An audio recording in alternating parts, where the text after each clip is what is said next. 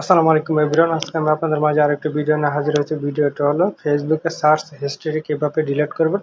আজকে আমি আপনাদেরকে এই ভিডিওতে দেখিয়ে দেবো। চলো তাহলে কথা না বাড়িয়ে ভিডিওটি শুরু করি। ভিডিওটি শুরু করার আগে আমি আপনাদেরকে আরো একটি কথা বলে নিই। আমি কিন্তু এখন বর্তমানে আপনাদেরকে ফেসবুক লাইট যে অ্যাপটি আছে সেই ফেসবুক লাইট অ্যাপটি আমি আপনাদেরকে দেখাচ্ছি। আপনারা ফেসবুক লাইট দিয়ে ট্রাই করবেন।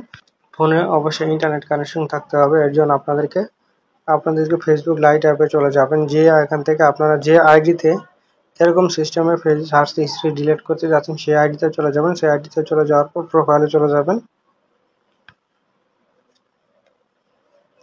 প্রোফাইলে চলে যাওয়ার পর এখান থেকে কোনো দিকে দেখেন এই যে থ্রি লাইন অপশন আছে, থ্রি ডট অপশন আছে, সেই থ্রি ডট অপশনে ক্লিক করে দেবেন। ক্লিক করে দেওয়ার পর এরকম একটি ইন্টারফেসে তারা নিয়ে আসবে। এখান থেকে দেখেন এই যে অ্যাক্টিভিটি লগ নামে একটা অপশন আছে, সেই অ্যাক্টিভিটি লগে ক্লিক করে দেবেন।